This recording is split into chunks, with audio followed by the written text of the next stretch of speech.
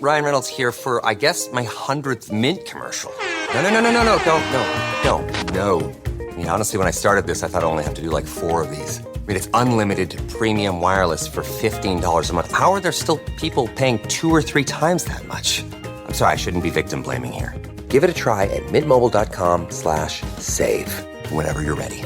$45 upfront payment equivalent to $15 per month. New customers on first 3-month plan only. Taxes and fees extra. Speed slower above 40 gigabytes. See details. District of Conservation is sponsored by CFACT. To learn more about our sponsor, head over to cfact.org. Thank you so much for listening. Welcome to District of Conservation. I'm your host, Gabriella Hoffman. This podcast offers a sober examination into all things hunting, fishing, shooting sports, energy, environment, and the public policy surrounding it. And this podcast also specializes in original interviews that you won't hear elsewhere. Here's what I have for you today. I hope you all had a fabulous Thanksgiving. I know I did. I didn't get to go out to the field, unfortunately. However, it was a relaxing day. I also did a little bit of Small Business Saturday, support outdoors in the country, a little inland in Virginia. That was nice to do. I didn't get to do axe throwing, so I was disappointed there. Today is Cyber Monday. I'm not going to indulge you guys on Cyber Monday deals, but a lot of outdoor companies have deals. If you're interested, you could take advantage of that. But the point of today's episode, before I do a Giving Tuesday episode, I'm going to do a brief one tomorrow about organizations you should support on Giving Tuesday. There are many conservation-minded energy groups and think tanks and organizations that I would love you guys to have on your radar. But today we're going to talk about meat. We're going to talk about the collapse of the fake meat industry, the FDA approving lab-grown meat, and Whole Foods caving to the Monterey Bay Aquarium's red listing of lobster from the store, removing it altogether because they've bought into this scaremongering and unsubstantiated claim that lobster fishing is imperiling the North Atlantic right whale. All about meat. How could you not like meat? Meat is delicious. We can debunk the attacks on meat. And I'm going to use this episode to keep you guys abreast with what is happening with respect to meat consumption, because it does relate to conservation, with how they want to administer energy and environment policies, and how it could affect the overall quality of society, people's nutrition, and so much more. And also your health, your ability to sustainably farm, to go hunting, and procure animal protein in the natural way. So that is what we'll talk about in today's episode. I am not fond of the government or woke corporations, in this instance, trying to force behaviors on people, especially with respect to meat consumption or the lack thereof. There's been a trend in the last 5 to 10 years of companies trying to jump ahead of consumer interests. We see this in electric vehicle pushes. We see this in other industries, the FTX collapse, for instance, as well, where companies really go bold and say, we're going to be on the cutting edge. You guys need to get in line. Investors, please invest with us because we see a high valuation of this product or of this service. And if you don't invest, you're going to be behind. And it turns out whenever these too good to be true industries collapse, it's always a gimmick in the beginning. They're always told it's going to be high valuation, it's going to be profitable, and that these fads are going to be embraced by Americans writ large. But it turns out to not be the case. The first example I want to point you to in our discussion about meat and meat consumption is the collapse of different entities like Beyond Meat and Impossible Foods. I believe it was McDonald's who, after testing a McPlant burger for the short time earlier this year, they discontinued and removed the product. I saw today that Nestle wants to put out plant-based chocolate chips, although chocolate chips are from cocoa plants. So it's redundant. It's already plant-based. But Beyond Meat, Impossible Foods have struggled a lot. And I'm reading from the New York Post. I think every major outlet has talked about this. But Beyond Meat has been embroiled with a lot of problems. And this is not just exclusive to them. It's also Impossible Foods. But Beyond Meat has had a lot of trouble recently. There have been discoveries at their various factories that they're ridden with mold, bacteria, and other health-related concerns, according to leaked internal documents revealing that their products that are supposedly plant-based are testing positive for harmful bacteria like Listeria at least 11 times in the second half of 2021 and the first half of this year.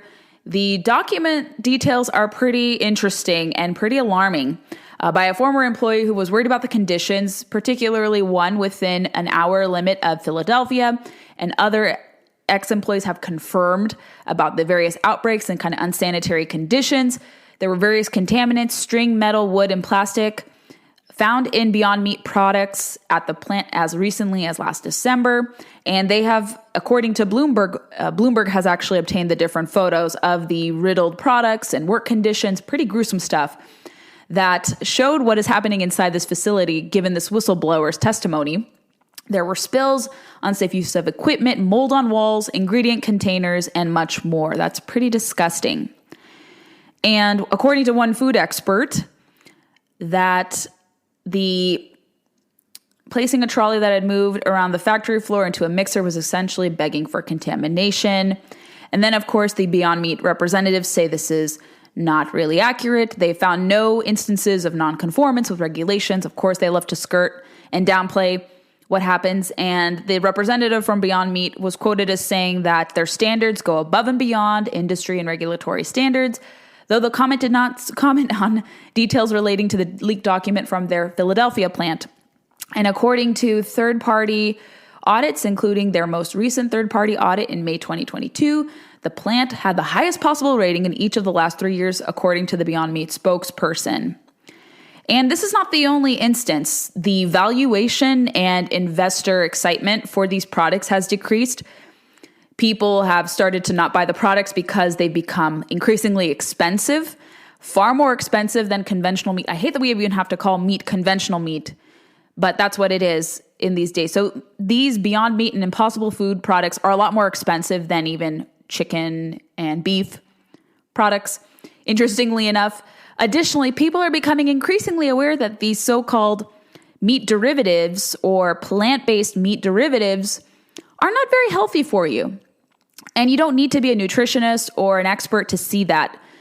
And even different studies coming out from reputable sources like the University of Washington have said that health effects associated with the consumption of unprocessed red meat, according to a most recent burden of proof study, the potential health characteristics and exposures to risk factors such as meat consumption are not as dangerous as believed to be.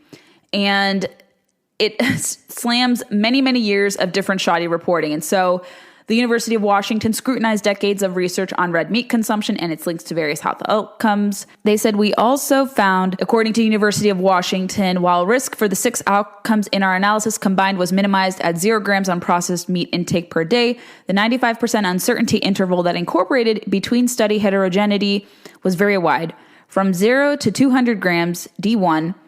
While there is some evidence that eating unprocessed red meat is associated with increased risk of disease incidence and mortality, it is weak and insufficient to make stronger or more conclusive recommendations.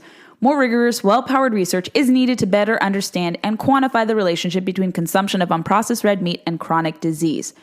Read the study for yourself. The University of Washington is not a quack institution.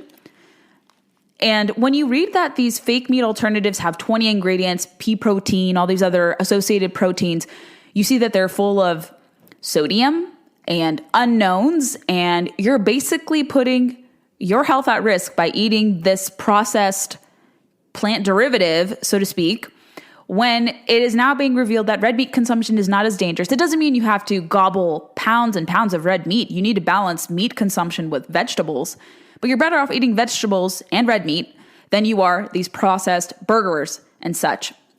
And so I'm not surprised to see Beyond Meat and Impossible Foods also succumb to dwindling, diminished returns, because people also see that the culture that they create too, the so-called woke culture. I know you guys hear the term woke, but this is kind of in line with ESG. All these companies, like I said, are touted as these innovative, wonderful, revolutionary companies, and you find out that the management is corrupt. There are unsanitary conditions in their factories, and they also happen to inflate their performance with these environmental, social, and governance metrics and not abide by them. Not surprising.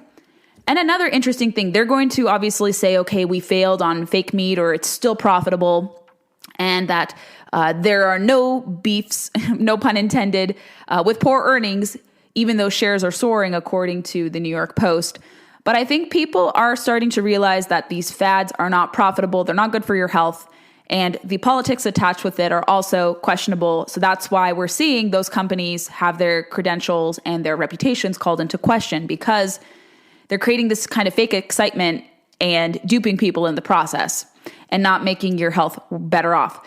But interestingly enough, if they're not satisfied with fake meat, another thing you need to be aware of, the Food and Drug Administration, I'm reading from their website, just gave their signaling of approval on November 16th to allow the development of human food made with cultured animal cells. And this is a company in particular, the product is called Upside Foods. And they were the first company reportedly to receive the FDA green light for cultivated meat, as the FDA is accepting their conclusion that cultivated chicken is safe to eat. And according to Upside Foods' press release, they call themselves the leading cultivated meat, poultry, and seafood company, becoming the first company in the world to receive a no questions letter from the Food and Drug Administration for cultivated meat, poultry, or seafood. The letter signals that the FDA has accepted Upside's conclusion that its cultivated chicken is safe to eat. The agency issued this letter today following a rigorous evaluation. This is a watershed moment in the history of food, said Dr. Uma Valeti, CEO and founder of Upside Foods. We started Upside amid a world full of skeptics, and today we've made history again as the first company to receive a no-questions letter from the FDA for cultivated meat. This milestone marks a major step towards a new era in meat production, and I'm thrilled that U.S. consumers will soon have a chance to eat delicious meat that's grown directly from animal cells. According to FDA, they say there is currently no food made from cultured animal cells available for sale in the U.S. market. Manufacturers are generally working on scaling up their processes to consistently produce amounts large enough to be competitively priced. As these products come closer to market, the FDA is closely monitoring and coordinating with the U.S. Department of Agriculture, Food and Safety and Inspection Service, which shares jurisdiction over these human food products for certain animal species to ensure that they are safe and accurately labeled. And you can read both announcements for yourself. But to me, maybe I like to look for patterns. So I see the inevitable collapse of Beyond Foods and the culture that is stymied from it, and this excitement and profitability excitement for it. And it faltered. I'm going to wager and predict we're going to see the same thing with this, especially with this company, Upside Foods. And who are some investors with Upside Foods? Like, all these Beyond Meat and Impossible Foods have investors, usually the same investors. I think Al Gore was heavily involved in Impossible Foods and or Beyond Meat. I'm looking here at the Crunchbase profile of Upside Food. Who are some of their lead investors and their number of investors? So you go to Crunchbase, you pull up the Upside Foods profile. They have 6 lead investors. There are a total of 39 investors, and it is funded by different investors, including Circano Management, IndieBio, Synthesis Capital, EDBI, Abu Dhabi Growth Fund, SOSV, Bill Gates, you guys know who he is, Kimball Musk, I think he's the brother of Elon Musk, Bailey Gifford, and Temasek Holdings. And I can't view anything beyond that.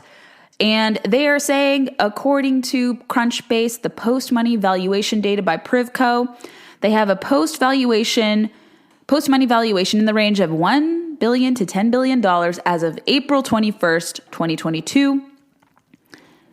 And now with this FDA approval to dabble in lab-grown meat derived from animal proteins, I think we're going to see a similar pattern. We're going to see influencers dispatched to tout Upside Foods, no doubt about it. Is this company going to have a monopoly in this industry? Are they going to be competitive with poultry, meat, and fish harvesters and producers? I don't really think so, because like we're seeing with Beyond Meat and Impossible Food, that people are going back to the original stuff. They're seeing that alternatives are not as healthy. What is going into the process to develop these products? Are they really healthy for you? And are they just a fad? Are they just some plaything of these woke environmentalists who want to see the destruction, ultimately, of farming practices, of ranching practices, and even, by extension, traditional harvesting of fish and wildlife under the auspices of hunting and fishing that you do through acquiring licenses and hunting and fishing for your own food. And so these fads to me are going to be very short-lived. Beyond Meat and Impossible Foods, and now with this Upside Foods, again, excitement. You see a pattern. All these investors are flocking to the company. They're going to deploy influencers. You're going to see marketing go, full throttle. You're going to see probably the Biden administration tout this as a ingenious idea. Of course, because many of their backers, I think some of the aforementioned backers that I listed, are aligned with the Democratic Party. And then you're going to see excitement for that project fail once people realize there are a lot of shortcomings to it. Which brings me to another kind of meat adjacent story. And I'm not one for calling boycotts. I'm not going to be calling for the boycott of Whole Foods. But I'm really surprised that this company, whose libertarian founder has now left the business and decision making largely, so I don't think this is coming from him.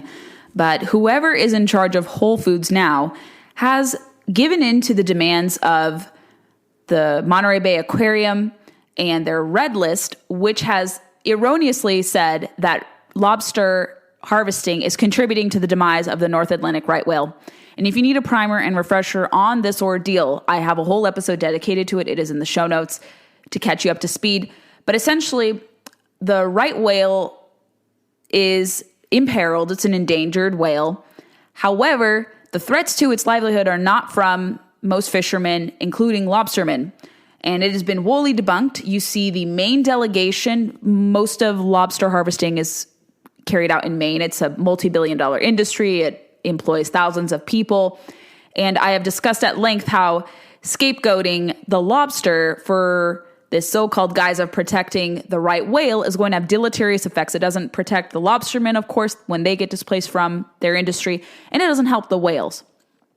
And so, according to Fox News, Maine delegation members, largely Democrats and a handful of Republicans, have actually lambasted Whole Foods in deciding to no longer sell lobsters caught off the coast of Maine in response to the Monterey Bay Aquarium's red list, which again erroneously claims that the lobster industry is imperiling the right whale. And according to a statement from Governor Janet Mills, along with Senators Susan Collins and Angus King and Representative Pingreen and Jared Golden, they say, "We're disappointed by Whole Foods' decision and deeply frustrated that the Marine Stewardship Council's suspension of the lobster industry's certificate of sustainability continues to harm the livelihoods of hardworking men and women up and down Maine's coast." Whole Foods announced, according to Fox News, that it would stop selling lobster from the Gulf of Maine at hundreds of its stores across the country earlier this month. The company cited decisions by a pair of sustainability organizations that pooled their support for the lobster fishing industry. The Marine Stewardship Council and Seafood Watch is a subsidiary of the Monterey Bay Aquarium, who authors these red lists, and they recently pulled their endorsements over concerns about the risk to North Atlantic right whales from fishing gear. Entanglement in gear is one of the biggest threats to whales. However, the lobster industry has long debunked that they're contributing to this. For the past 2 or 3 decades, they have had no involvement in entanglements, and they have worked very studiously to ensure that the right whale is not endangered by their efforts. And it's had a 150-year industry of sustainability, if you guys are not already aware.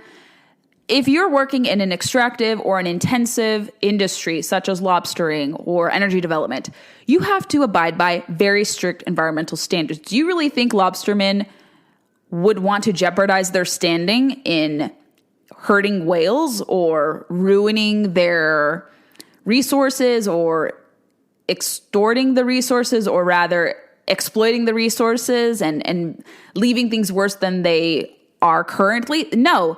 This is, again, fear-mongering from environmentalists, radical preservationists, rather, and this is going to have devastating effects. I don't understand what Whole Foods is doing. Why are they caving to pressure here? I think this is really stupid. I don't know if it's going to affect their bottom line.